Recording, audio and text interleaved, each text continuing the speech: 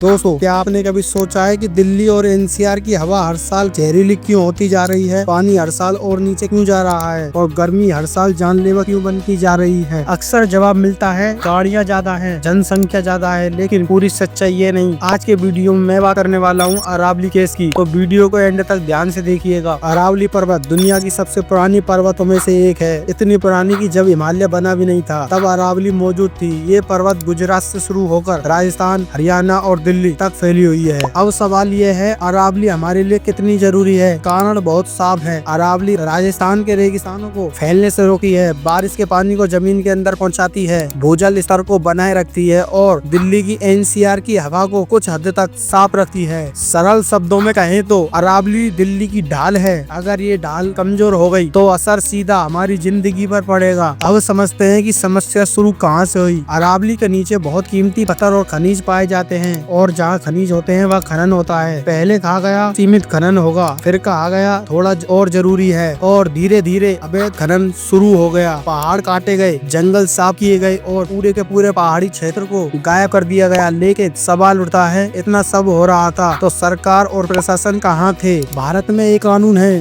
One संरक्षण अधिनियम। इस कानून के अनुसार अगर कोई क्षेत्र वन है तो बिना केंद्र सरकार की अनुमति के वहाँ कोई भी गतिविधि नहीं हो सकी। लेकिन यहाँ कहानी कुछ और थी। कुछ राज्य सरकारों ने कहा अरावली वन ही नहीं, ये तो राज्य सब भूमि है। अब जरा सोचिए, अगर जंगल को कागज पर जंगल ही न माना जाए तो उसे बचाने वाला कानून कैसे लागू होगा? पेड़ वहीं खड़े थे, जंगली जीव वहीं थे, लेकिन रिकॉर्ड में वो सब गायब कर दिया गया। मामला पहुंचा सुप्रीम कोर्ट और सुप्रीम कोर्ट ने एक बहुत जरूरी बात कही। कोर्ट ने कहा वन वो नहीं होता जो केवल सरकारी रिकॉर्ड में लिखा हो, वन वो होता है जो जमीन पर मौजूद हो। ये सिर्फ एक कानूनी टिप्पणी नहीं थी, ये पूरे सिस्टम के लिए एक चेतावनी थी। कोर्ट ने आदेश दिया अवैध खनन रोका जाए, बिना अनुमति निर्माण बंद हो, अरावली को सुरक्षित किया जाए। लेकिन कहानी यहाँ खत्म नहीं हुई। कोर्ट के आदेश के बावजूद जमीनी हकीकत बहुत अलग रही। कई जगह खनन चलता रहा, फार्म हाउस बनते रहे और रिजोर्ट के निर्माण जारी रहे। निगरानी कमजोर थी, राजनीतिक दबाव था और स्थानीय प्रशासन ने अक्सर आंखें मूंद ली और इसका परिणाम आज हमारे सामने है। दिल्ली की हवा दुनिया की सबसे प्रदूषित हवाओं में गिनी जाती है। पानी हर साल और नीचे जा रहा है और गर्मी अब सिर्फ असुविधा नहीं बल्कि खतरा बन चुकी है। आज अरावली का बड़ा हिस्सा या तो नष्ट हो चुका है या खतरे में है। पर्यावरण विशेषज्ञ साफ कहते हैं अगर अरावली पूरी तरह कमजोर हुई तो एनसीआर क्षेत्र रहने लायक नहीं बचेगा। और तब हम कहेंगे हमें पहले नहीं पता था। लेकिन सच्चाई ये है दोस्तों, हमें पता था लेकिन फिर भी हम चुप रहे।